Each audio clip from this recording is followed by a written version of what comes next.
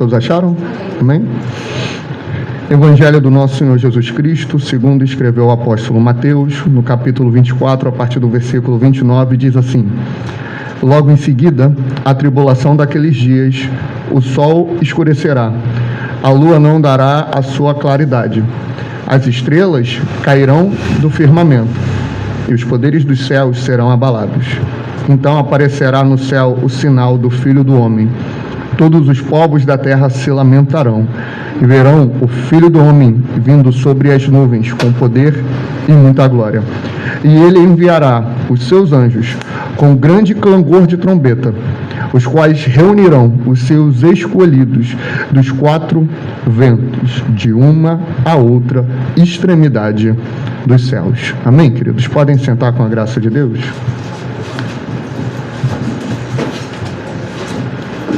Alguns cultos atrás, nós trabalhamos a mensagem Ainda Não É o Fim, mas Está Próximo. Essa mensagem a gente falou sobre o princípio das dores. O princípio das dores é o momento em que nós estamos vivendo. É esse momento onde as contrações da Terra estão ficando mais fortes e com intervalos menores. Ou seja, está faltando pouco para dar à luz. E o que significa dar à luz? Está faltando pouco para a volta do Messias. E o clímax desse momento, desse princípio de dores, não está nos sinais catastróficos, embora eles sejam grandes sinais.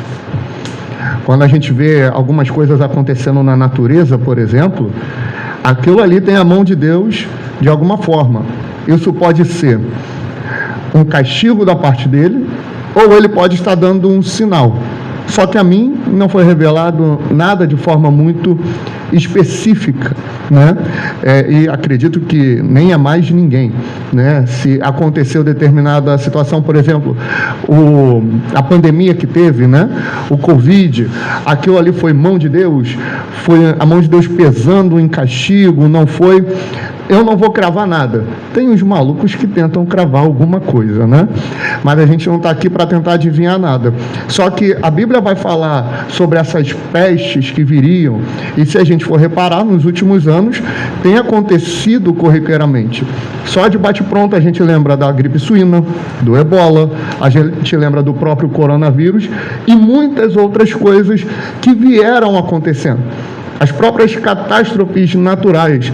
Eu vi um pessoal postando, mas confesso a vocês que não pesquisei a fundo, que essa minha semana foi muito corrida. Eu fui obrigado a me casar, né? Então eu tenho que ficar vendo um monte de coisa assim. Aí, agora eu estou na prisão, né? Eu estou a um passo aí da morte eterna, brincadeira. Então, a semana foi muito corrida, mas eu vi um pessoal postando sobre água, e muita água lá no deserto do Saara. Se é verdade ou não, eu não sei. Eu vou ter que dar uma olhada depois, que eu não estou aqui para propagar fake news, né?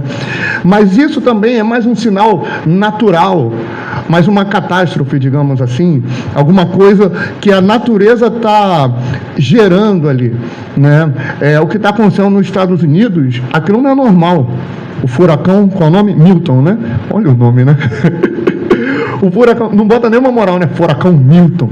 Mas está lá destruindo tudo. Pega nos últimos anos quantos furacões tiveram.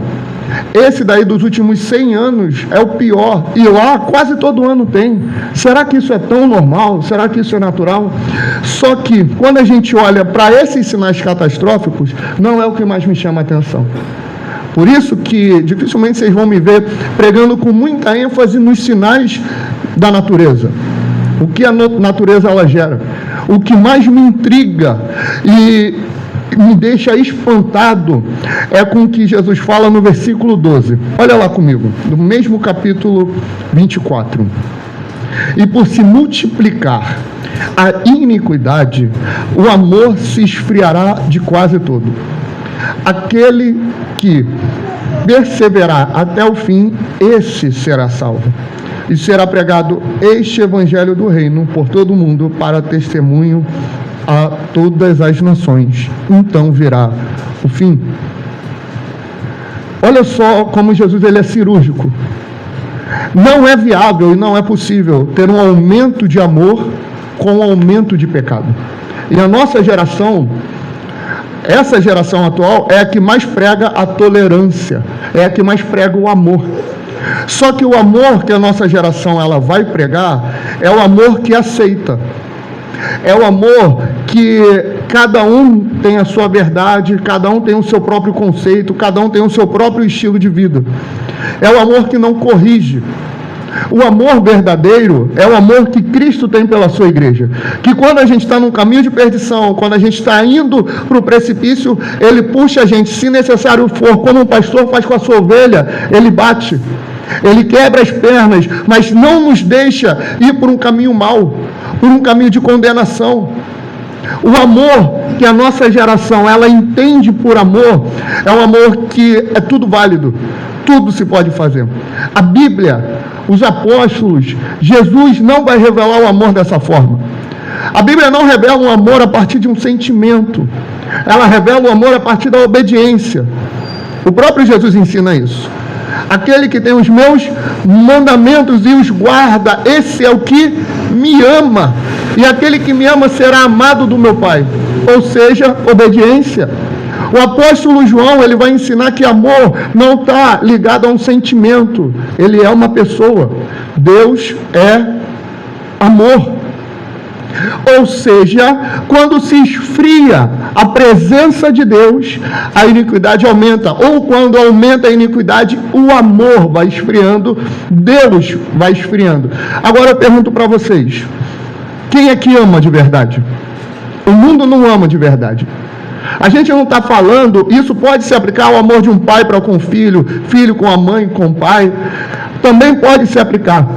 Só que na revelação das Escrituras, o amor que Jesus está falando não é esse amor da família em si, não é esse amor mais natural, mas é essa presença da parte de Deus. Quem é que tem a presença de Deus hoje? A igreja. A igreja que tem a presença manifesta de Deus. Conforme a iniquidade vai aumentando no meio da igreja, a presença de Deus vai diminuindo. Aí ontem, não por acaso, uma pessoa fez contato comigo, ela falou que estava muito triste com a igreja dela. Eu falei, vamos lá, vamos conversar. O que houve? Escândalo na igreja. Aí eu falei, deixa eu adivinhar, mas eu não tenho espírito de adivinho não. O pastor adulterou? Aí, foi. Eu falei, poxa, por que eu não estou surpreso, né? Isso é mais comum do que a gente acha. A gente fica sabendo de uma história aqui, uma história ali, aí a gente acha, nossa, olha como é que eles estão fazendo. Isso é na maioria. A tolerância com a fornicação, ministro de louvor, baterista, instrumentista, todo mundo fazendo a farra, só que não tem a santidade. Por quê? Porque não tem o amor verdadeiro, não tem a presença. Não existe o amor sem a verdade do Evangelho. Não existe. Muito maior e muito mais espantoso do que coronavírus, do que furacão, do que tempestade, do que destruição na natureza, é o esfriamento do amor no meio da igreja. É o esfriamento da presença de Deus. Só que a convocação de Cristo é, o amor ele vai diminuir, porque o pecado ele vai aumentar, porque a iniquidade vai aumentar. Só que aquele que perseverar até o fim, será salvo. Em meio a todo esse caos, a nossa postura não pode ser de desistir, a nossa postura tem que ser de avançar. A nossa postura não pode ser de desanimar, mas tem que ser de perseverar. A nossa postura não tem que ser de olhar e achar que a instituição igreja ela está falida. Muito pelo contrário, a nossa postura é de continuar, de batalhar, de continuar buscando a Deus. Foi para isso que Ele convocou a gente. E quando é que vai chegar o fim? Quando o Evangelho ele for pregado em todo o mundo. E qual é o fim que Jesus está falando? O fim da terra, da humanidade, da criação? Não.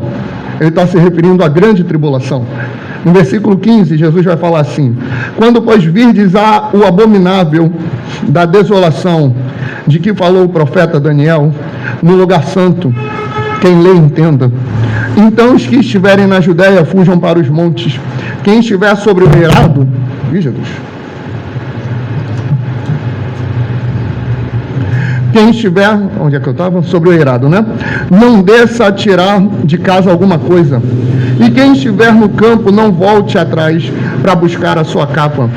Ai das que estiverem grávidas e das que amamentarem naqueles dias. Orai para que a vossa fuga não se dê no inverno, nem no sábado, porque nesse tempo haverá grande tribulação, como desde o princípio do mundo, até agora não tem havido e nem jamais haverá. Não tivessem aqueles dias sido abreviados, ninguém seria salvo, mas por causa dos escolhidos, tais dias serão abreviados. O que Jesus está falando aqui? Olha, o fim ele vai começar de fato quando o anticristo ele entrar no cenário. Quem é o anticristo? É o abominável da desolação. Esse é o anticristo. Ele está na terra hoje? Eu não sei. Há quem acredite que sim, há quem acredite que não. Só que o fato é, pelo que Cristo está falando, que a grande tribulação ela inicia quando ele chegar no cenário. E ele está fazendo menção a uma profecia do profeta Daniel. Eu vou ler a profecia para vocês, Daniel 9, 24. 70 semanas estão determinadas sobre o teu povo e sobre a tua santa cidade, para fazer cessar a transgressão, para dar fim aos pecados, para expiar a iniquidade, para trazer a justiça eterna, para selar a visão e a profecia e para ungir o santo dos santos. Sabe, entende, desde a saída da ordem para restaurar e para edificar Jerusalém até ungido ao príncipe 7 semanas e 62 semanas. As praças e as circunvalações se reedificarão, mas em tempos angustiosos. O que Daniel está profetizando aqui? Ele está dando o tempo exato do que iria acontecer a respeito do fim. E como sinal disso, mostrando que o que ele está falando é verdade, ele estava num contexto de cativeiro.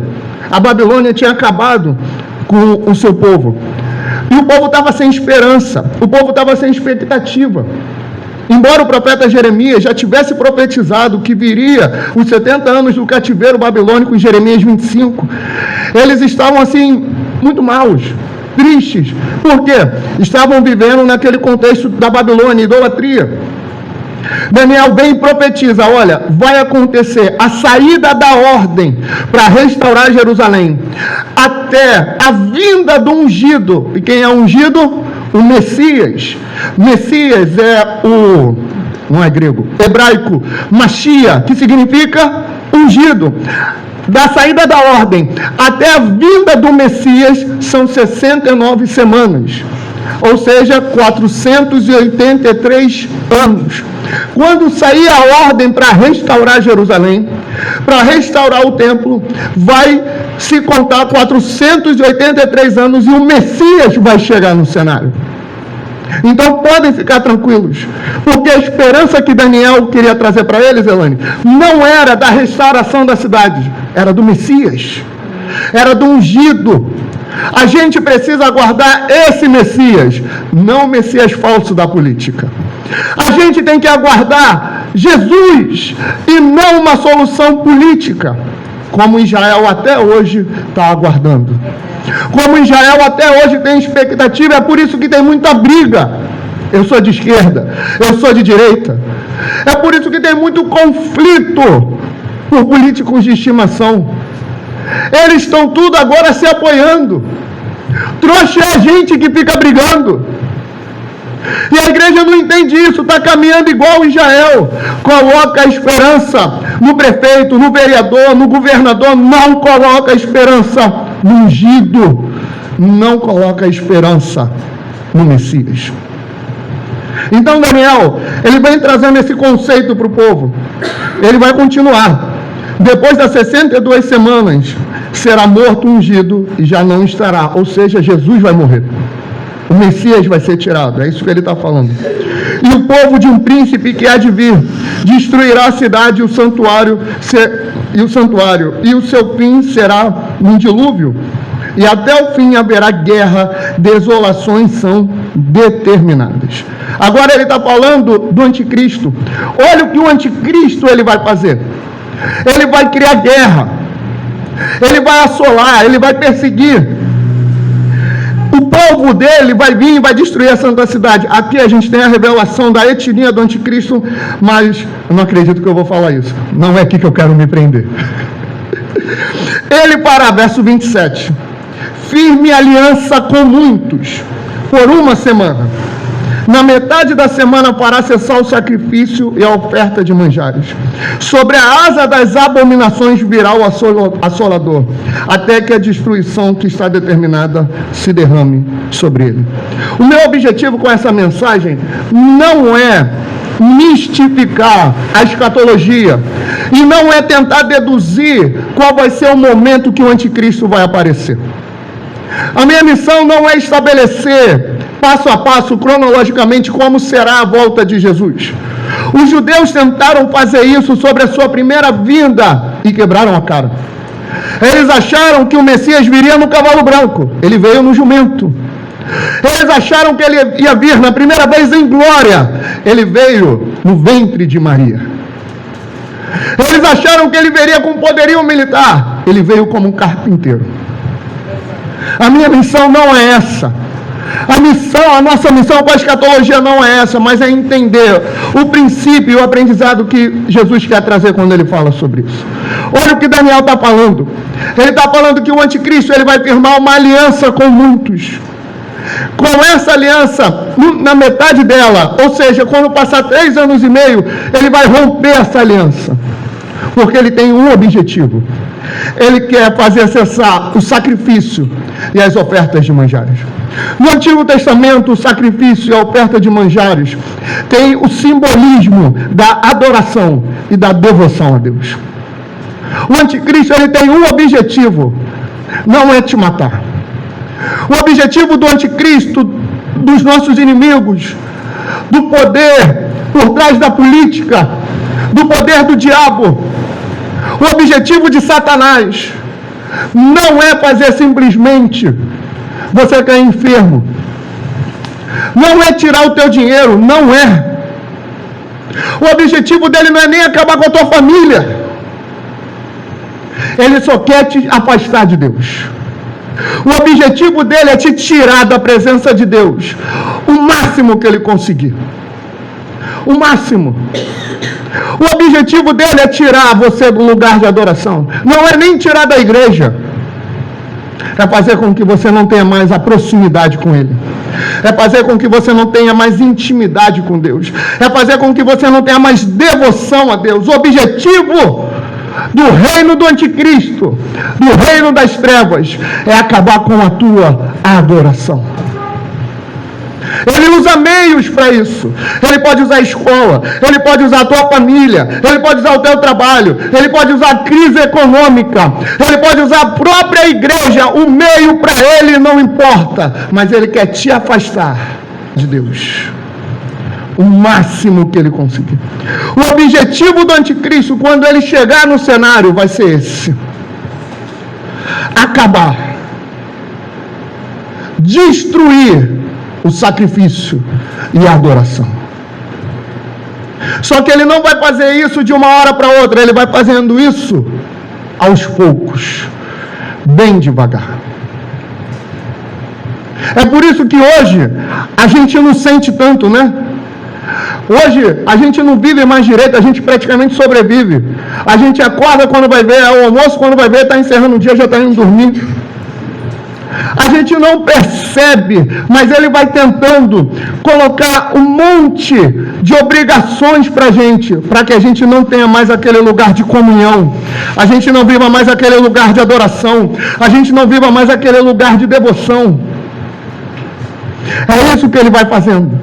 Ele vai colocando pequenos pecados, pequenos problemas, e a gente vai desviando a nossa atenção, e ele vai fazendo cessar o sacrifício e a oferta de manjar. E ele vai cessando a adoração, ele vai cessando a busca. Só que o apóstolo Paulo ele fala algo interessante lá em Atos 17. Ele fala assim: o Deus que fez todas as coisas, ele é Senhor de tudo. E ele fez o homem com um propósito, para que o homem buscasse a Deus, para que o homem se dedicasse a Deus. Quando ele faz Adão, coloca Adão no meio do jardim, todo dia à tarde ele vinha visitar Adão.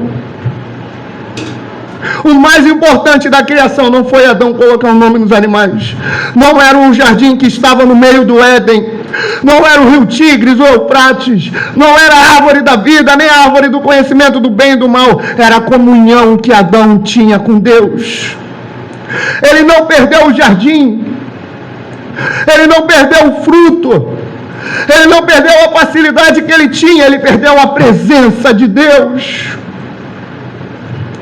O reino do anticristo, ele vai começar de forma presencial, mas ele já atua hoje espiritualmente, tentando te afastar de Deus. Esse é o objetivo do anticristo. A grande tribulação, ela vem com esse propósito.